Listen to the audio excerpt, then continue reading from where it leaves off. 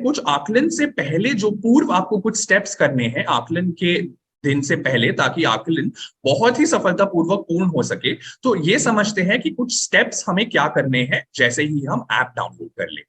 तो जैसे ही हम सरल ऐप डाउनलोड कर लेते हैं, आप सबके साथ सरल ऐप डाउनलोड करने का लिंक साझा किया गया है। आप प्ले स्टोर के माध्यम से या उस लिंक के माध्यम से सरल ऐप को डाउनलोड कर सकते हैं। सरल ऐप के लिए सरल ऐप डाउनलोड करने के बाद जो हमारा छात्र डेटा डाउनलोडिंग का एक प्रोसेस है वो करना आवश्यक है। तो यह जरूर सुनिश्चित कर लीजिए कि जैसे ही आप ऐप डाउनलोड कर ले तो छात्र डेटा डाउनलोडिंग की प्रक्रिया कर ले। अब ये समझ लेते हैं कि ये छात्र डेटा डाउनलोडिंग की प्रक्रिया क्या है। आप ऐप जैसे ही डाउनलोड कर लेते हैं, सभी शिक्षक अपने प्रेरणा पोर्टल के रजिस्टर्ड मोबाइल नंबर का इस्तेमाल करके उसे आईडी और पासवर्ड के रूप में अंकित करके ऐप में लॉग इन कर सकते हैं। तो अपना प्रेरणा पोर्टल का जो आपका रजिस्टर्ड मोबाइल नंबर है उसे ही यूजर आईडी और पासवर्ड की तरह अंकित करें और सरल ऐप में लॉग इन करें। एक बार आप लॉगिन कर ले, ऐप में आप नेक्स्ट या गो फॉरवर्ड बटन दबाकर तब तक क्लिक करते रहे जब तक आपको इस स्लाइड पर जो स्क्रीन दिखाई गई है वहां तक नहीं पहुंच जाते। तो इस स्क्रीन तक पहुंचकर आपका डेटा डाउनलोडिंग की प्रक्रिया पूरी हो जाएगी। यह जरूर सुनिश्चित कर लीजिएगा कि ऐप डाउनलोड करते ही ये प्रक्रिया पूरी कर ले, और यह प्रक्रिया करते हुए आपके पास एक स्थिर इंटरनेट कनेक्शन होना चाहिए। तो डेटा डाउनलोडिंग की प्रक्रिया करते हुए आप ऐसे स्थान में चले जाए जहां आपके पास अच्छा इंटरनेट कनेक्शन हो, ताकि डेटा डाउनलोडिंग की प्रक्रिया सफलतापूर्वक पूर्ण हो सके। एक बार मैं आपको ये भी दिखा देता हूं कि ये कैसी दिखती है। तो जैसे कि आप यहां देख सकते हैं, जो हमारा पहला स्क्रीन है वो आप जैसे ही लॉगिन करेंगे आपको ये पहली स्क्रीन दिखेगी। आप जैसे ही गेट स्टार्टेड बटन दबाएंगे तो दूसरी स्क्रीन पर पहुंचेंगे जहां पे आपको क्लास, सेक्शन और सब्जेक्ट चूज करने को बोलेगा। आप उस क्लास को सिलेक्ट करें जिसका आप आकलन करने वाले हैं। सेक्शन चूज करें, ए होगा, आप ए चूज करें, और सब्जेक्ट में आपको वो चूज करना है, आपके मंडल का नाम आएगा यहाँ पर। तो यदि आप जैसे बस्ती मंडल से हैं तो आप बस्ती मंडल चुने, यदि आप प्रयागराज मंडल से हैं तो प्रयागराज मंडल चुने। तो यह जरूर देख लीजिएगा कि आप सब्जेक्ट बिल्कुल सही चुन रहे हैं। जैसे ही आप ये अपना सब्जेक्ट चुनेंगे और सबमिट बटन दबाएंगे, तीसरी स्क्रीन पर आपको एक छात्र विवरण की सूची दिखेगी। यह सूची में आपको दिखेगा कि आपके पास एक 9 अंकीय सरल आईडी और उस छात्र का नाम होगा। तो इस स्क्रीन पर छात्र सूची की आईडी होगी, और इसके बाद जब हम नेक्स्ट बटन दबाएंगे तो चौथी स्क्रीन पर पहुंचेंगे जहां पर हमें अपना स्कैन स्टेटस और सेव स्टेटस दिखेगा। जब आप ऐप में शुरू में डाउनलोड करेंगे तो ये दोनों 0 रहेगा, क्योंकि हमने अभी कोई स्कैनिंग की प्रक्रिया नहीं की है, तो ये 0 ही रहेगा। और आप जैसे ही कंटिन्यू स्कैन बटन दबाएंगे उसके बाद हम 5वीं स्क्रीन पर पहुंचेंगे, और ये 5वीं स्क्रीन जो आपको अभी स्लाइड पे दिखाई गई है, इस पर पहुंचते ही आपकी डेटा डाउनलोडिंग की प्रक्रिया पूर्ण हो जाएगी। तो यह जरूर सुनिश्चित कर लीजिएगा कि ऐप डाउनलोड करते ही आप डेटा डाउनलोडिंग की प्रक्रिया पूर्ण कर लें। एक और महत्वपूर्ण सूचना इसके संदर्भ में, अगर एक शिक्षक एक से अधिक कक्षाओं का आकलन कर रहे हैं, वो कक्षा 6 का भी कर रहे हैं और कक्षा 7 का भी कर रहे हैं, तो ये प्रक्रिया पहले कक्षा 6 के लिए पूरी कर ले और फिर से कक्षा 7 के लिए कर ले। तो ये पूरी प्रक्रिया आपको फिर से करनी होगी यदि आप एक से अधिक कक्षाओं का आकलन कर रहे हैं। तो यह जरूर सुनिश्चित कर लीजिएगा कि आप पहले कक्षा 6 का कर ले। यदि आप कक्षा 7 का भी कर रहे हैं तो कक्षा 7 का उसके बाद कर लीजिएगा। जो हमारा दूसरा स्टेप है हमें आकलन से पहले पूर्ण करना है, वो है कि आप छात्र विवरण की सूची बना लें। जैसे कि आपको पहले भी दिखाया गया था कि ऐप के इस पेज आप खोलेंगे तो आपको एक छात्र विवरण की सूची दिखेगी जिसमें छात्र के नाम के साथ उनकी 9 अंकीय सरल आईडी लिखी गई है। तो आप अपने रजिस्टर या डायरी में ऐप से देखकर एक सूची बना सकते हैं जिसमें आप छात्र के नाम के साथ उनकी 9 अंकीय सरल आईडी नोट कर लीजिए। तो आप जिस भी कक्षा का आकलन कर रहे हैं उन छात्रों की एक सूची बना लीजिए जिसमें आप उनकी 9 अंकीय सरल आईडी लिख रहे हैं और उनका नाम लिख रहे हैं, ताकि आकलन वाले दिन आपको कोई भी प्रॉब्लम ना आए इस आईडी को देखते हुए जब आप इसको ओएमआर शीट में भर रहे हैं, या आप छात्रों को बता रहे हैं कक्षा 4 से 8 के लिए उनके लिए भरने के लिए ये। तो यह जरूर सुनिश्चित कर लीजिए कि आकलन से पहले आप ये सूची अपने पास बनाकर रखिए। अभी हम समझते हैं कक्षा 1 से 3 की आकलन का संचालन कैसे किया जाना है, क्योंकि कक्षा 1 से 3 और कक्षा 4 से 8 की आकलन की प्रक्रिया थोड़ी सी अलग है। तो हम पहले कक्षा 1 से 3 के लिए समझेंगे ये प्रक्रिया, और उसके उपरांत हम कक्षा 4 से 8 के लिए समझेंगे। तो पहले देखते हैं हमारे 3 मुख्य बिंदु जो हम इसमें कवर करेंगे, वो है हमारा प्रश्न पत्र, हमारा ओएमआर शीट कैसे दिखता है, और सरल ऐप का संचालन। तो जो हमारा प्रश्न पत्र है कक्षा 1 से 3 के लिए, जैसे कि आपको पहले भी बताया मैंने कि प्रत्येक छात्र का व्यक्तिगत रूप से शिक्षक असेसमेंट करेंगे। तो आप एक एक करके अब कक्षा 1 से 3 के छात्रों को अपने पास बुलाएंगे और उनसे प्रश्न पत्र हल करवाएंगे। तो प्रश्न पत्र पर जो भी आपको निर्देश दिए गए हैं उसके आधार पर प्रत्येक छात्र का आकलन करना सुनिश्चित कीजिएगा। और आप जैसे ही वो उस टाइम पे प्रश्न पत्र सॉल्व कर रहे हैं, जैसे पहले छात्र को आपने बुलाया, वो प्रश्न पत्र सॉल्व कर रहे हैं आपके सामने, आप उनके आंसर्स का नोट कर लीजिए यदि वो सही उत्तर दे रहे हैं या गलत उत्तर दे रहे हैं, और उसके बाद आप ओएमआर शीट भर सकते हैं। तो यहाँ पे एक वही फिर से कि कक्षा 1 से 3 के लिए ओएमआर शीट शिक्षक ही भरेंगे, उनका व्यक्तिगत रूप से भी असेसमेंट किया जाएगा। अभी देखते हैं कि ये ओएमआर शीट कैसी दिखती है और शिक्षकों को ये कैसे भरनी। तो कक्षा 1 से 3 की जो ओएमआर शीट है वो कुछ ऐसी दिखती है। यहाँ पर आप जैसे देख सकते हैं, ऊपर हमें कक्षा और सेक्शन लिखना है।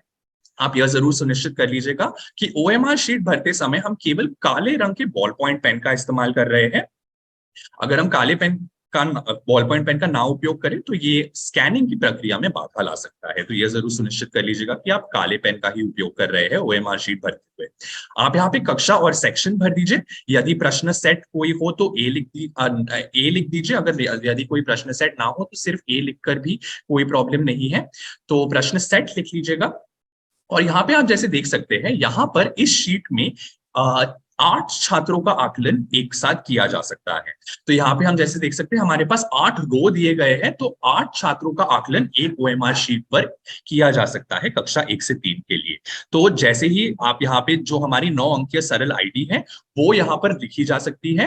जो आपने सूची बनाई है अपनी, वो सूची देखकर आप वो आईडी लिख लीजिए, और वो आईडी देखकर वो ओएमआर शीट पर भी लिख लीजिएगा। तो जैसे आप पहले छात्र का आकलन कर रहे हैं, उनकी जो सरल आईडी है 9 अंकीय, वो यहाँ पर लिख लीजिएगा, और उसी तरह आप यहाँ पे 8 छात्रों का आकलन कर सकते हैं। यहाँ पर आप देख सकते हैं जो हमारे प्रश्न है उसमें हमने यहाँ गोले भरे हुए हैं। ये गोले भरने का आधार कुछ ऐसा है कि यदि प्रश्न का सही उत्तर दिया है छात्र ने तो हम इस गोले को भरेंगे, और यदि उन्होंने कोई उत्तर नहीं दिया या गलत उत्तर दिया तो हम इस गोले को नहीं भरेंगे। एक उदाहरण लेते हैं पहले छात्र का। जैसे पहले छात्र ने पहले प्रश्न का अगर सही उत्तर दिया तो हमने पहला गोला भरा। छात्र ने दूसरे प्रश्न का भी सही उत्तर दिया तो हमने दूसरा गोला भी भरा। पर यहाँ पर तीसरे प्रश्न का उत्तर छात्र ने गलत दिया तो हमने यहाँ पर गोला खाली छोड़ दिया। तो यह जरूर सुनिश्चित कर लीजिएगा कि गोले वही भर रहे हैं जिनका सही उत्तर दिया जा रहा है छात्र द्वारा। और यह भी जरूर सुनिश्चित कर लीजिएगा कि अगर आपके प्रश्न पत्र में केवल 7 प्रश्न हैं तो आप 7 ही भरे, 8, 9, 10 में कुछ ना भरे, उसको खाली छोड़ दे। तो जितने भी प्रश्न आपके प्रश्न पत्र में दिए गए हैं उतने ही गोले भरे, उसके आगे ना भरे। ओएमआर शीट में कहीं पर भी और कुछ ना लिखे, यह जरूर सुनिश्चित कर लीजिएगा कि जहां पर आपको आवश्यक लिखना ही है वहीं पर लिखे, कई और ना लिखे, क्योंकि ये फिर से आकलन की प्रक्रिया में बाधा ला सकता है, स्कैनिंग की प्रक्रिया में बाधा ला सकता है। तो ओएमआर शीट के आसपास कहीं कुछ ना लिखे, सिर्फ वहीं पर लिखे जहां लिखना जरूरी है। जैसा कि मैंने समझाया, कक्षा और सेक्शन, प्रश्न सेट, जो हमारे 9 अंकीय सरल आईडी है, और जो हम गोले भर रहे हैं। तो 8 छात्रों का आकलन कक्षा 1 से 3 के लिए एक ओएमआर शीट पर किया जा सकता है। Ball point pen, black pen use करें, और कहीं और ओएमआर शीट पर कुछ ना लिखे। एक बार हम देख लेते हैं कि सरल ऐप पर जो स्कैनिंग की प्रक्रिया है वो कैसी दिखती है। ये तो सबसे पहले आपको स्कूल आईडी और पासवर्ड मांगेगा। जैसा कि आपको बताया गया था, आप अपना प्रेरणा पोर्टल का रजिस्टर्ड नंबर यहाँ पर स्कूल आईडी और पासवर्ड में डालकर इसमें लॉगिन कर सकते हैं। आप जैसे ही इसमें लॉगिन करेंगे आपको ये स्क्रीन दिखाई देगी, और जैसे ही आप गेट स्टार्टेड दबाएंगे आपको सबसे पहले क्लास दिखेगा। आप अपना क्लास का चयन कर लीजिए, सेक्शन का चयन कर लीजिए, और जो आपका सब्जेक्ट है, जिसमें आपको बताया कि यदि आपके मंडल का नाम आपको दिखेगा यहाँ पर, उस मंडल के नाम को सिलेक्ट कर लीजिए। यह जरूर सुनिश्चित कर लीजिएगा कि आप ये सही चुन रहे हैं। यदि आपके मंडल का नाम बस्ती है तो बस्ती ही चुने, यदि प्रयागराज है तो प्रयागराज ही चुने। आप जैसे ही इसमें आगे बढ़ेंगे, यहाँ पे आपको छात्र विवरण की सूची दिखेगी।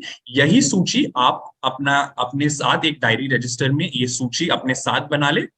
आपने जिन भी कक्षाओं का चुना है उनकी सूची यहाँ दिखेगी आपको। जैसे यहाँ दिख रहा है एक मार्क एज एब्सेंट बटन भी है, तो ये जो हमारा मार्क एज एब्सेंट बटन है उसको दबाकर जो भी छात्र आकलन वाले दिन उपस्थित नहीं है, आप ये मार्क एज एब्सेंट बटन दबाकर उनको एब्सेंट मार्क कर सकते हैं। तो इसके आगे उनकी कोई आकलन की प्रक्रिया नहीं होगी, ना ही कोई ओएमआर शीट में उनका नाम भरना है, ना ही सरल ऐप में उनकी स्कैनिंग करनी है। तो यहाँ पे जैसे ही आप मार्क एज एब्सेंट कर देंगे उनको, तो उसके बाद यहाँ पर उनकी कोई प्रक्रिया नहीं होगी है। तो एक बार आपने मार्क एज एब्सेंट कर दिया है, जो भी हमारे छात्र है जो एब्सेंट है उनको एब्सेंट मार्क कर दिया है, उसके बाद हम नेक्स्ट बटन दबा सकते हैं। नेक्स्ट बटन आगे जाते ही हम देखेंगे कि हमारा स्कैन स्टेटस और सेव स्टेटस दिखेगा हमें। ये स्कैन स्टेटस ये बताता है कि कितनी ओएमआर शीट्स की स्कैनिंग हो चुकी है, और सेव स्टेटस बताता है कि कितनी सेव हो चुकी है। तो ये एक प्रक्रिया है, इसको समझते हैं। अभी स्कैनिंग की प्रक्रिया देखते हैं कैसी होती है। तो आप जैसे ही नीचे दिए गए स्कैन बटन को दबाएंगे, आपका कैमरा खुल जाएगा, और जैसे ही आपका कैमरा खुलेगा, आप जैसे ये स्कैन बटन दबाएंगे, आपका एक कैमरा खुलेगा और आप ओएमआर शीट की स्कैनिंग की प्रक्रिया शुरू कर सकते हैं। जैसे कि आपको यहाँ दिखाया जा रहा है कि आप अपने कैमरा को बिल्कुल ऐसे फोकस करें ताकि वो 4 जो गोले बने हैं ओएमआर शीट पर, वो आपके एक ग्रीन बॉक्स आ जाए, और इस ग्रीन बॉक्स को आते ही आपकी स्कैनिंग की प्रक्रिया हो जाएगी। और जैसी स्कैनिंग की प्रक्रिया हो जाएगी, आपको छात्र के नाम के साथ उनकी आईडी और उनके जो भी उत्तर उन्होंने दिए हैं, यहाँ पे कक्षा 1 से 3 के लिए जैसे कि आप देख सकते हैं कि पहले प्रश्न का उत्तर यदि सही दिया है तो 1 आएगा, दूसरे प्रश्न का उत्तर गलत दिया है तो 0 आएगा यहाँ पर। तो ये स्कैनिंग की प्रक्रिया से यहाँ हो गया है। यदि आपको लगता है कि इस डेटा में कोई त्रुटि है, आपके स्टूडेंट आईडी में या यहाँ पर उत्तर में कोई त्रुटि है, तो आप इसको स्वयं टाइप कर कर भी चेंज कर सकते हैं। तो जरूर एक बार ये सुनिश्चित कर लीजिएगा कि आप ओएमआर शीट से एक बार चेक कर रहे हैं कि सही स्कैनिंग हुई है या नहीं। आप जैसे जैसे आगे बढ़ते जाएंगे, क्योंकि यहाँ 8 छात्रों का आकलन एक ओएमआर शीट पर हुआ है, तो आपको सारे छात्रों का दिखेगा यहाँ पर। तो ये दूसरे छात्र का आपको दिखाई दे रहा है। यदि कोई त्रुटि लगे स्टूडेंट आईडी या उनके उत्तरों में, तो आप यहाँ पर उसको चेंज कर सकते हैं। ऐसे ही करते करते आपको 8 छात्रों की सूची दिख जाएगी, और जैसे ही 8 का हो जाएगा, आपको ये आपके स्कैन स्टेटस में दिखेगा। जैसे कि अभी यहाँ पर भी हम दिखाएंगे आपको, देखिए यहाँ पे स्कैन स्टेटस में हम 8 देख सकते हैं। इसका मतलब ये है कि 8 छात्रों की स्कैनिंग की प्रक्रिया हमारी सफलतापूर्वक पूर्ण हो गई है।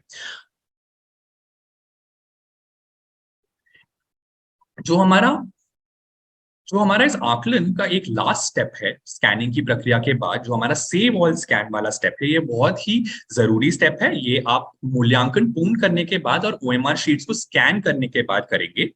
तो आप स्कूल में ही अपनी स्कैनिंग पूर्ण कर लीजिएगा, और रिकॉर्ड किए गए डेटा को स्कैन संख्या में, जैसे कि आपको वीडियो में भी दिखाया कि आपको स्कैन स्टेटस में दिखेगा। तो यदि संख्या ओएमआर शीट स्कैन करते समय, आप जैसे ही ओएमआर शीट स्कैन करते रहेंगे तो ये संख्या बढ़ती जाएगी। तो स्कैन हुआ हुआ डेटा, इसका मतलब सफलतापूर्वक सेव हो रहा है आपके फोन में, लेकिन सर्वर पर अभी तक अपलोड नहीं हुआ है। तो आप स्कूल में आपके अगर स्थिर इंटरनेट कनेक्शन ना हो और आपने डेटा डाउनलोडिंग की प्रक्रिया जो हमने शुरू में समझाई थी वो करी है, तो आप बिल्कुल चिंता ना करें। स्कैनिंग की प्रक्रिया के लिए आपको स्थिर इंटरनेट कनेक्शन की जरूरत नहीं है। आप शीट्स की स्कैनिंग की प्रक्रिया जारी रख सकते हैं, इसके लिए नेट कनेक्शन आवश्यक नहीं है। पर यह जरूर सुनिश्चित कर लीजिएगा कि आपके पास स्थिर इंटरनेट कनेक्शन नहीं है, तो डेटा डाउनलोडिंग की प्रक्रिया उससे पहले करना बहुत जरूरी है। तो ये स्कैन स्टेटस ये आपको बताता है कि 19 जो स्कैन है हमारे फोन में सेव हो चुके हैं, पर अभी तक सर्वर पर सेव नहीं हुए हैं। तो सर्वर में सेव करने की जो प्रक्रिया है वो सेव ऑल स्कैन बटन से होगी, जैसे कि आपको यहाँ दिखाया गया है। तो सेव ऑल स्कैन बटन हम अंत में क्लिक करेंगे जब हमारा मूल्यांकन पूर्ण हो गया है और हमने सारे छात्रों की ओएमआर शीट की स्कैनिंग की प्रक्रिया कर ली है। आप जैसे ही सेव ऑल स्कैन बटन दबाएंगे, तो जो हमारी 19 की हमें स्कैन स्टेटस में दिख रहा था वो अब सेव स्टेटस में दिखेगा। इसका मतलब इन छात्रों का जो भी डेटा है वो सर्वर पर अब सेव हो गया है और उनका आकलन सफलतापूर्वक पूर्ण हो गया है।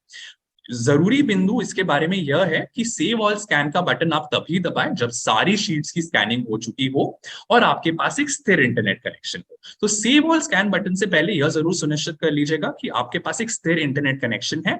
आप स्कैनिंग की प्रक्रिया अपने स्कूल में कर सकते हैं बिना स्थिर इंटरनेट कनेक्शन के, पर सेव ऑल स्कैन बटन दबाने से पहले आप यह जरूर सुनिश्चित कर लीजिएगा कि आप ऐसे स्थान पर हैं जहां पर आपको एक स्थिर इंटरनेट कनेक्शन मिले। तो स्कैनिंग की प्रक्रिया के समय यदि आपके पास इंटरनेट कनेक्शन नहीं है या इंटरनेट ठीक से नहीं चल रहा है, तो आप प्लीज उसकी चिंता ना करें, पर सेव ऑल स्कैन बटन दबाते समय यह जरूर सुनिश्चित कर लीजिएगा कि आपके पास एक स्थिर इंटरनेट कनेक्शन हो।